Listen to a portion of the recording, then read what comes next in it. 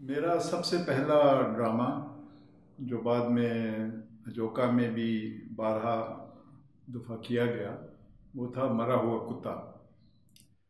मैं पंजाब यूनिवर्सिटी का स्टूडेंट था और एक दिन यूनिवर्सिटी के बस में मैं कैंपस जा रहा था, तो रास्ते में अचानक ड्राइवर ने बस में ज़ोर से ब्रेक लगाई और फिर खिड़की से नीचे देखा और मुंह ही मुंह में कुछ बुड़बुड़ाया, कोई गाली वाली दी और उसके बाद बस आगे बढ़ा दी। तो हमने देखा तो वहाँ पर एक काला कुत्ता सड़क के बीचों बीच मरा पड़ा था। तो अचानक पूरा एक ड्रामा मेरी आंखों के सामने आ गया कि कैसे एक कुत्ता एक इस्तारा भी हो सकता है, एक मेटाफर भी हो सकता है एक डेकेडेंट सोसाइटी का, जिसमें जो वैल्यू सिस्टम मुर्दा है या उसकी जो रिवायात हैं वो फरसूदा हो गई हैं, और किस तरह लोग करप्शन से या इस्तेसाल से नज़र चुराते हुए अपनी बस को आगे ले जाए जा रहे हैं। ये इस तरह से मेरे जहन में नहीं आया, लेकिन एक इमेज एक ड्रामे का आ गया कि the dog as a metaphor. तो बाद में मैंने उस पर फिर एक कहानी लिखी और उस कहानी के बेस पे मेरे कुछ दोस्तों ने मशवरा दिया, जिनमें शहरयार राशिद, जो बहुत बड़े उर्दू के पोइट नूर मीम राशिद हैं, उनके बेटे थे, हमारे साथ यूनिवर्सिटी में पढ़ते थे। तो उनके इसरार पर मैंने उस पर एक ड्रामा तरतीब दिया। कुछ ऐसे है कि एक महल्ले में गली के चौराहे पर एक कुत्ते की लाश सुबह सुबह नज़र आती है, और सब लोग जो महल्ले और बाज़ार के हैं, कोई नाई है, कोई हलवाई है, कोई दुकानदार है, कोई महल्ले की आपा है,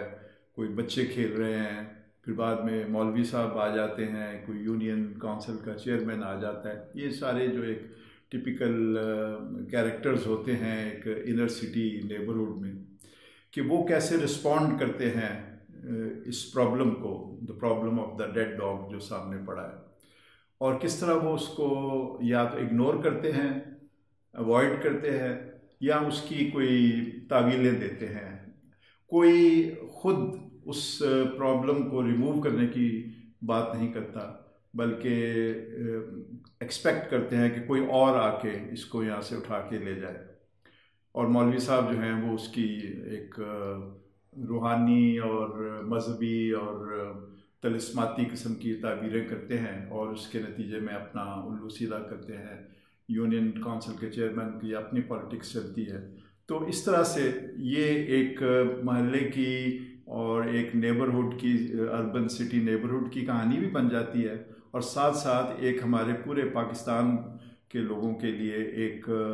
अलामत भी बन जाती है कि कैसे हम जो एक प्रॉब्लम है उसको रिजॉल्व करने के लिए डायरेक्टली कुछ नहीं करते, बल्कि उसकी जगह हम इसके लिए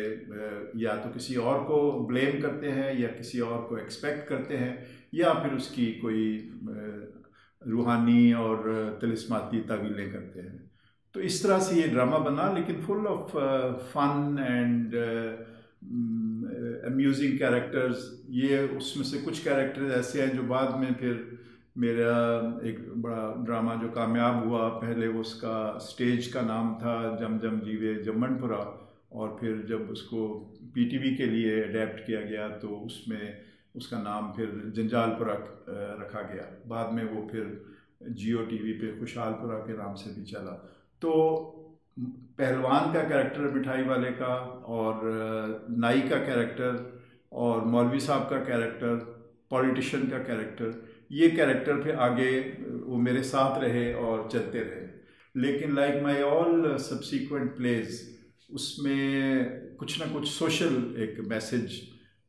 यकीनन था, और चुनाचे जब भी हमने इस ड्रामे को परफॉर्म किया है, हमने अंदरून शहर में भी किया है और कॉलेजों में भी किया है, आर्ट्स काउंसिलों में भी किया है, तो हर जगह पे उसकी एक अलग ऑडियंस होती है। लेकिन यह है कि सब उससे रिलेट कर सकते हैं, क्योंकि जब आप किसी ड्रामे को एक इस्तारे की सतह पे जब ले जाते हैं तो फिर लोग अपने अपने जो अपने मोहल्लों में और अपने नेबरहुड में या अपनी ज़िंदगियों में जो काले कुत्ते मरे पड़े हैं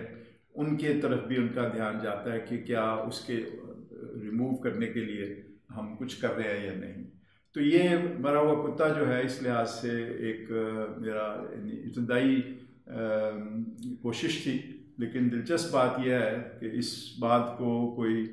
तकरीबन 45-50 बरस हो गए हैं और आज भी जब ड्रामा वो पेश किया जाता है, आजकल अजोका इंस्टीट्यूट के जो यंग स्टूडेंट्स हैं वो कई दफ़ा कर चुके हैं, तो आज भी जब वो पेश किया जाता है तो यूँ लगता है जैसे आज की कहानी है। तो अनफॉर्चुनेटली तब्दीलियाँ भी आईं, इनकलाबात भी आए और कोई साजिशें भी हुई और बड़े बड़े चोर पकड़े भी गए और बड़े उससे बड़े चोर पैदा भी हुए, लेकिन कुत्ता वहीं का वहीं है। अल्लाह तबारक व तआला बेहतर करेगा, क्या इंशाअल्लाह।